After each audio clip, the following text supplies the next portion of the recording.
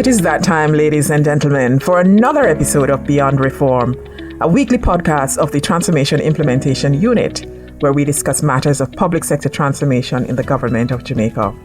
Glad to have you join us. I'm your host, Aniki Clark. Today we are talking about improving the operations of government through a concept called shared services. Joining me for this discussion are Deborah King-Murray, Program Manager for Shared Corporate Services in the TIU, Michael McAnuff-Jones, HR and Organization Development Consultant, and Steve Hodgson, Senior Consultant with EY Jamaica. Welcome. Thank you. Thank you, Aniki. It's very good to be here. My pleasure. And Steve, we promise not to keep it long past your bedtime. Well, it's early evening. Okay, great. I'm sure you have your tea keeping your company there. Well, Deborah, if we could start with you. When we say shared services, what exactly are we talking about?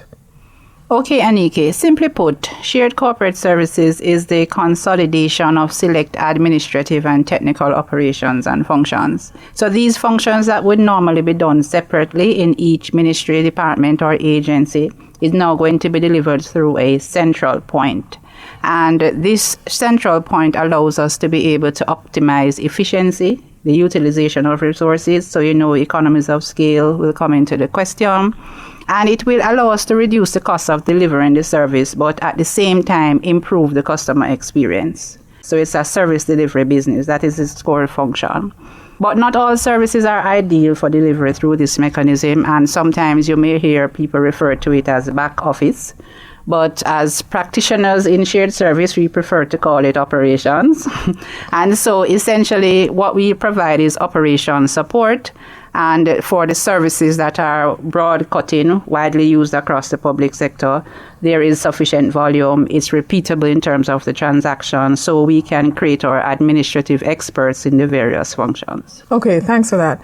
And, sometimes people will say, so they're just centralizing. How different is shared services from centralization? What's the distinction? Thank you for that question, Aniki. That's a very relevant question, and oftentimes persons confuse both. So although the shared corporate services operates from a central point, meaning that the shared service team will operate from a central point as it relates to the utilization of technology in the workflow processes in order to provide the service, the shared service is a technology-driven entity, and it is focused primarily on service delivery, service excellence.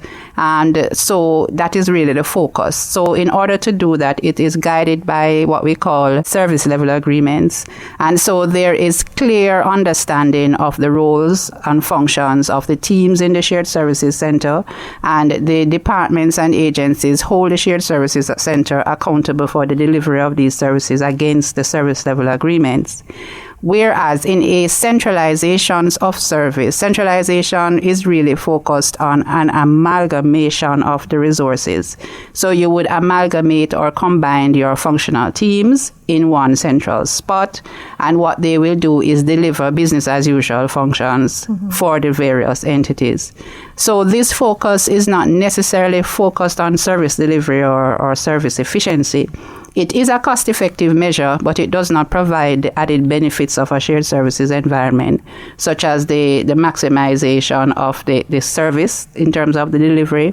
In the shared service organization, the users of the service are considered as clients and customers, whereas in the centralization, they are mainly end users of the function. That's a very important distinction. And Steve, you've spent over 20 years, setting up shared services in various organizations. Why is it seen as such a good model for improving organizational efficiency? I think, Aniki, because it brings together several different levers of change, several different techniques, if you will, to bring about the efficiency improvement and, of course, the service improvement as well. And it's not dissimilar to the journey that we've all been on with banking. So I can remember, I'm old enough to remember, a time when in banking, if you wanted to complete a transaction, you had to go to the bank. Whereas now you can do most things concerned with banking online. And the technology enables you to do that 24/7. at your convenience, and that's the customer end of it. But from the bank's perspective, it means that they achieve improvements in efficiency because they haven't got armies of people pushing paper about, basically. So I think it's a fantastic combination of the technology, the people, performance management, which Debbie had already alluded to, and a focus on service rather than control. So it's a really good vehicle to bring about benefits for the organisation and for the users of the service. And I suppose you have seen this throughout your experience. Well, it's true. And in fact, I've been doing this long enough to really be able to see a difference between how things were done in shared service years ago and how they're done now. The technology's come on massively. We've all been through a pandemic with COVID-19, and we've learned to work virtually. We've learned to do things online, which we never thought were possible. So, and in some senses, that's accelerated the change. When I started, there was still a lot of paper in service centres. Now there's virtually none. So it's been a journey over 20 years, and I've seen that progress not just in the public sector, but also in the private sector. Great. And Michael, you too have had your experiences of setting up shared service arrangements, certainly within the Caribbean. It's mainly a private sector solution, people tend to say. How can the public sector effectively apply it to its operations? What's been your experience? Right. I think, Anika, and I like that question, particularly because my experience was related to attempting to connect people, who have kind of a shared legacy, cultural legacy, but who nonetheless did things differently across 18 countries or 17 countries in the Caribbean. And I think that, one of the basic elements for success has to be trust and a willingness of people to let go. I believe shared services rises and falls on the extent to which people are prepared to trust, others and to let go. Certainly because there are just people who function much better within an environment where they can exercise control, through the entire cycle of a transaction. But one of the things that is certainly interesting is that when I started my journey, it was certainly only local, and it was more than just HR. It was operations and learning delivery. Several things were part of this whole shared services initiative locally. And one of the things that was really great was something called a buyer's council, which was really a regular meeting of the folks who are being served with the shared services management. So the people who were being served were the buyers. Right. And so we established this buyer's council, which gave the buyers an opportunity to say what they liked, what they didn't like, and what they hoped could improve. And so I thought that was a great way of kind of collaborating, getting consensus around solutions, and making everybody happy. The other thing that I thought was really great was that, shared services releases a better and stronger focus on employee self-serve. You can tinker with employee self-serve because it just seems like something good. But as you begin to establish shared services and the technology begins to become much more, pronounced, if you will, what it does is that it opens your eyes to not just to how technology can be used to deliver from the center, but how technology can be used to enable employee self-serve or self-service in a way that eventually, in fact, reduces the work of the shared services function. Apart from making sure that the databases behind the employee self-serve works, but what you get is that you start with stuff being delivered from the center, and as you evolve, employee self-serve or self-service begins to grow, which then reduces the need for so much being initiated from this central location, apart from maintenance work behind the databases that support the employee self-serve. Very interesting thoughts, Michael. And on that note, we take a break. Stay with us, because when we return, we get a better understanding of the Government of Jamaica's entry into the shared service arena.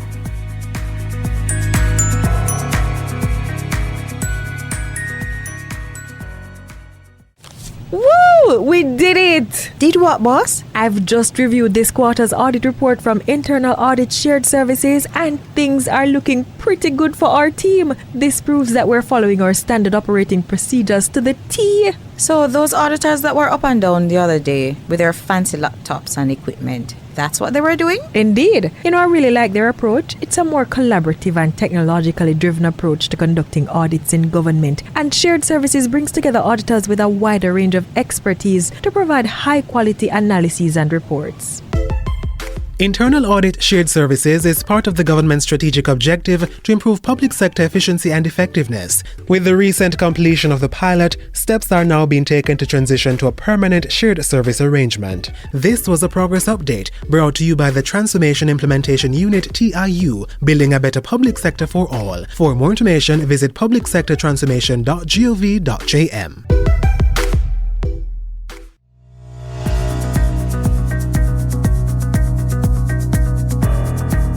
Welcome back, listeners. If you've just joined us, we have been discussing shared services with an expert panel of Deborah King-Murray, Michael McAnuff-Jones, and Steve Hodgson.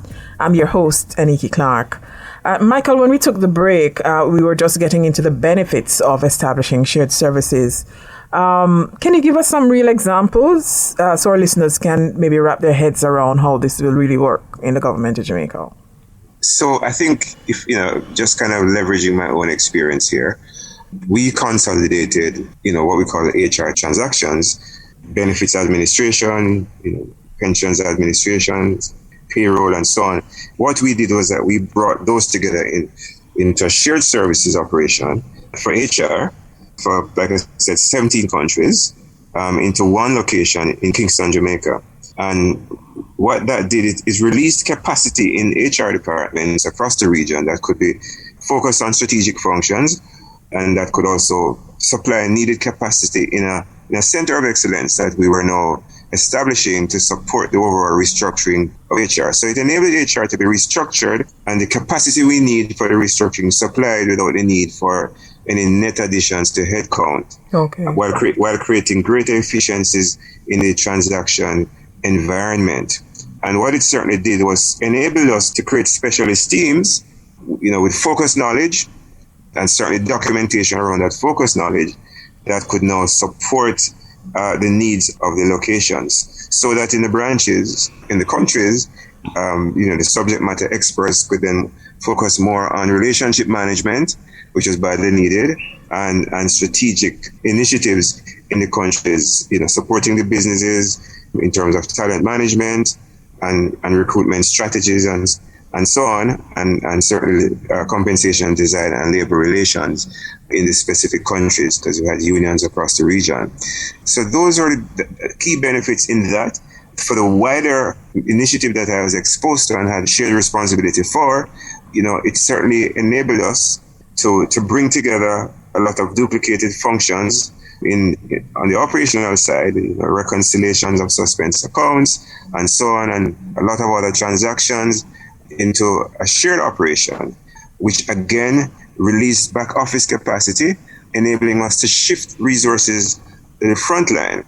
So then the service delivery at the counters, where we're delivering our perishable good here, the service is consumed the very place it is offered. We were able to assign more resources to, let's call it, the front desk, and so better service to people who are in lines, and certainly enable us to divert more resources to sales. Great. Thanks so much for that, Michael. Deborah, your program manager spearheading the introduction of shared corporate services in the public sector here in Jamaica. And Michael just elaborated on some of those real benefits. What are those areas slated for shared services, and how will we see the benefits that he alluded to?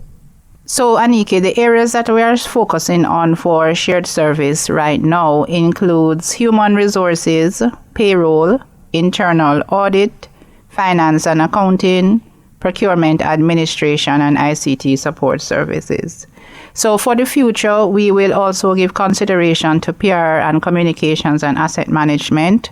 But right now, we are focusing on these prioritized areas and functions because they are the ones that are going to be delivering the most benefits for us at this moment. And we see the synergies to be gained as a result of standardization because they are guided by similar policy, legislation, etc. And we have been able to design the different processes and workflows that will effectively allow us to provide this service seamlessly across all of these service lines to our ministries, departments, and agencies. And as Michael alluded to, what this will do, it will encourage them and give them the bandwidth thereby to be able to focus more on their core functions for delivery. Yeah, which is critical because you can't be bogged down in administrative tasks so that you're not able to focus on what you're really meant to be doing. I know we recently completed the HR and internal audit pilots, and you said more are on the way. How did those pilots perform, and what are the lessons learned? Okay, thank you, Aniki, for that question. And I'm very, very pleased and very happy to report that we are quite pleased with the performance of our pilots. And I might add that this was an historic achievement for the Government of Jamaica. And we know Jamaica has always been a trailblazer. And the successful completion of the pilots has put us into the history books of public administration because we have basically become the first public sector in the English-speaking Caribbean to have introduced shared service in its operation. Yes. So I want to, and I always take the opportunity to use especially in this medium, to congratulate the team, our assigned team members who joined us from the various ministries, our counterparty teams in the various service lines in the MDAs, as well as our shared service project team and our TIU project teams, as well as our EY partners. So we just want to say a big thank you to everybody who would have supported us. That's great. And the Ministry of Finance, Cabinet Office, etc., and all the pilot entities.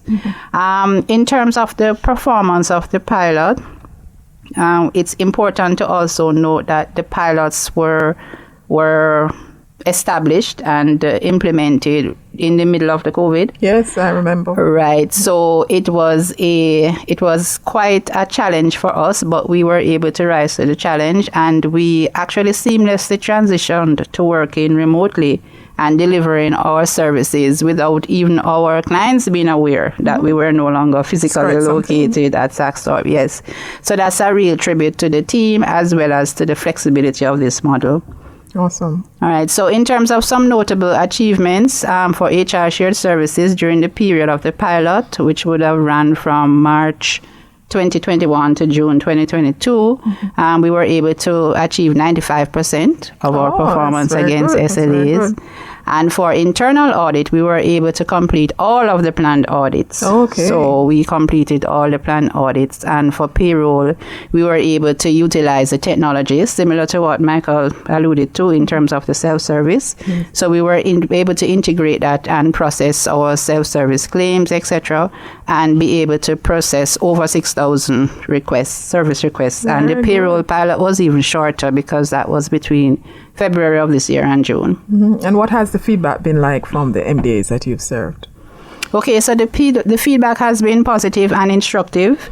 And we have taken the feedback, both positive and negative, and we have taken them and we have infused them into our continuous improvement strategies.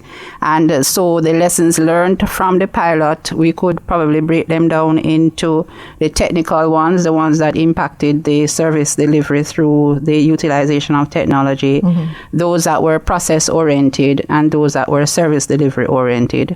And we have been able to take those feedback and implement already some of the corrective actions, and during this period we are also working on improving some of the processes, etc., so that when we are ready to go beyond pilot, we would have taken all those lessons learned into consideration. Good. Steve, Steve, are you still with us?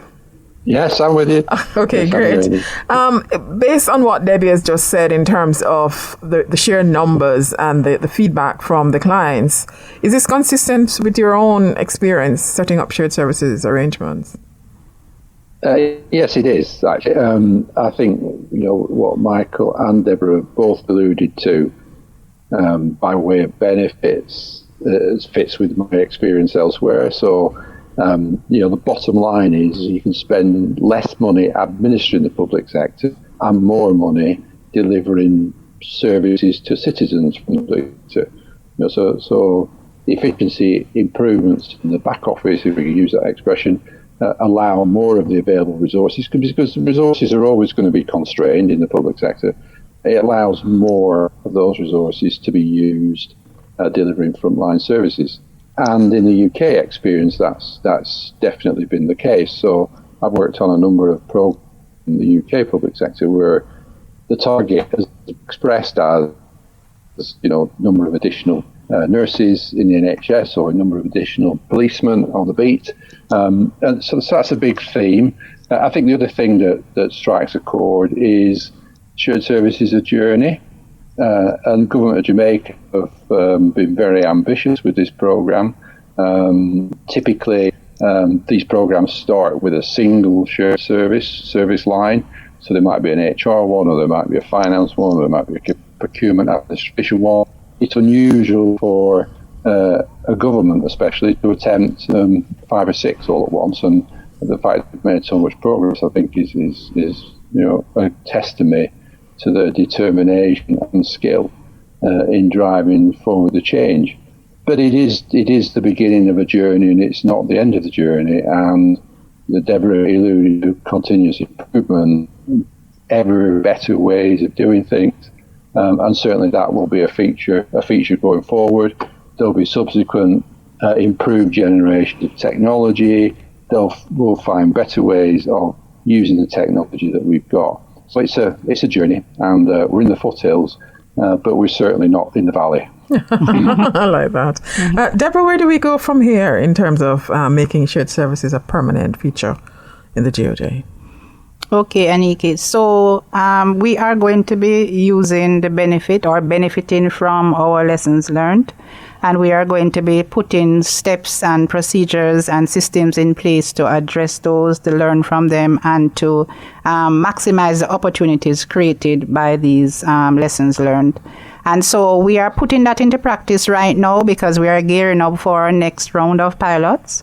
So we will be going to implement our Wave 2 pilots, and these include finance and accounts and procurement administration. So that pilot is coming up. We have already launched the startup activities, and we are looking to accelerate that. Moving beyond that, we are going to so our focus from the project's perspective was basically in line with getting the pilots off for the shared service.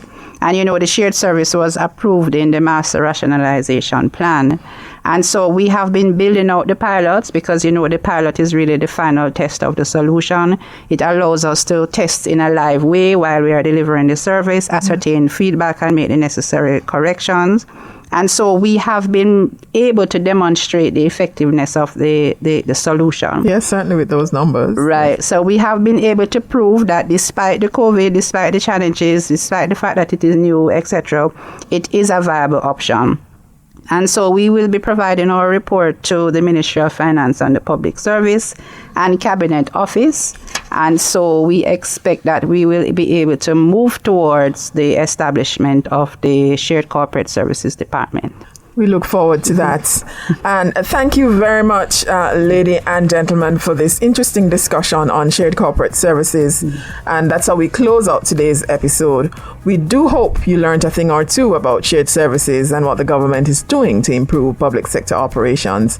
My guests on this episode were Deborah King-Murray, Program Manager for Shared Corporate Services in the TIU, Michael McAnuff-Jones, HR and Organization Development Consultant, and Steve Hodgson, Senior Consultant with EY Jamaica, who partnered with the Government of Jamaica to set up Shared Corporate Services. Until next time, I'm Aniki Clark. Remember, you can check out our website at transformation.gov.jm for links to this and other episodes of the Beyond Reform podcast. Catch you next time.